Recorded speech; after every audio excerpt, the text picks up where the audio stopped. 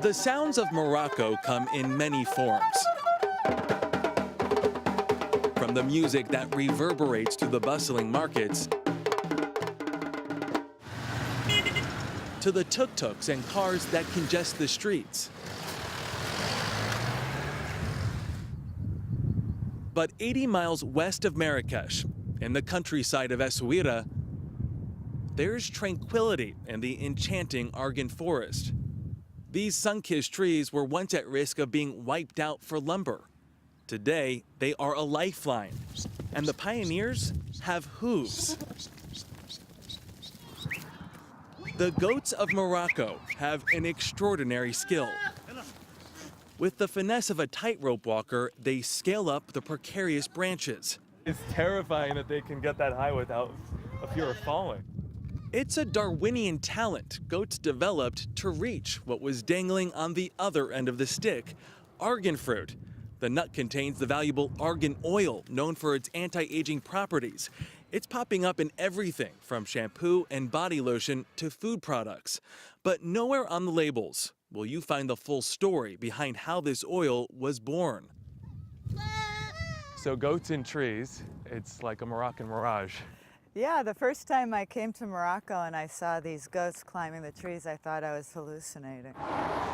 Along these roads, it is normal to see hundreds of goats in trees. And as Ahmed and Gabrielle Jaruda show me, this is where their New York-based argan oil brand, Moroccan Elixir, takes root.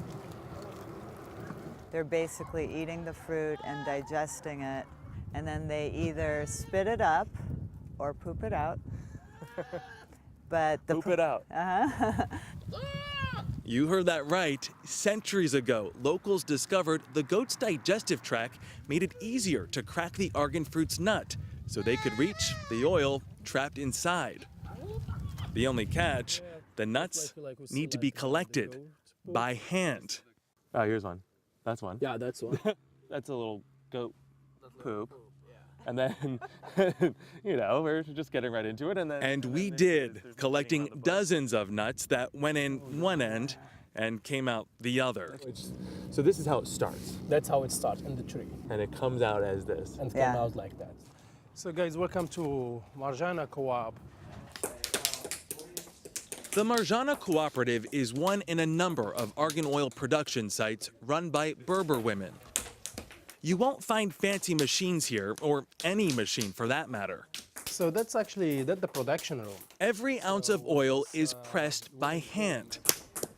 It's an ancient recipe. The nut is cracked, the seeds extracted. They are then ground into a thick paste using the traditional stone wheel.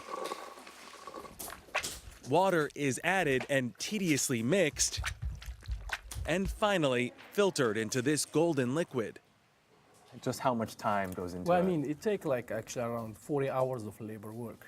40 hours. 40 hours to make one liter of argan oil. 40 hours for 1 liter. After the goats have done their work. One argan tree can only produce 1 liter of oil a year. It's one of the reasons the precious oil earned the name liquid gold. So what does this golden goat oil taste like? So this is culinary oil made with the help of goats. We dip the bread. I think it tastes like nuts. It tastes like peanut. And I taste peanut. I don't taste any trace of goat. Today, because of demand fueled by celebrity users like Angelina Jolie and Gisele Bündchen, 1 liter of pure argan oil sells for up to $300. It's some of the most expensive oil in the world. Practically overnight, Berber women went from poor housewives to businesswomen with a steady income. Each co-op worker gets a percentage of the profits. That makes Ahmed a hometown hero for the demand he brings into Marjana and oil producers like Khadija Taboka, who he first met when he was a teenager. Khadija, who's 86 years old now, has been making argan oil since she was a child. She said before I was the life was very hard, was almost no income. But thanks to argan oil, she bought a house and traveled. She's even paid for a brand new set of teeth. And there is plenty of wealth being spread around Essaouira. All across town, you'll see signs advertising argan oil businesses, along with busloads of tourists who pour in to buy the oil.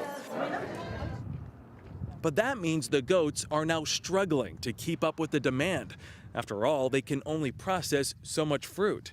As a result, most local companies have started phasing out the goats and even replaced some Berber women's traditional roles with machines, which can produce 40 liters per day compared to 2 liters when done by hand.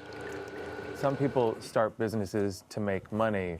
It sounds like you started this business as a passion to give back. I appreciate the culture actually, and I appreciate what those women's doing. What point do you sell out? I don't think I will sell out anyway. I mean, at any point. When I see a bottle of oil, there is like, that bottle has like a lot of work of women. You have like good quality oil. It has a story behind it. A story that begins in these Moroccan treetops and ends in shops like Ahmed and Gabrielle's in New York City. They could be the last few drops of an ancient Moroccan tradition, unable to keep up with modern demands.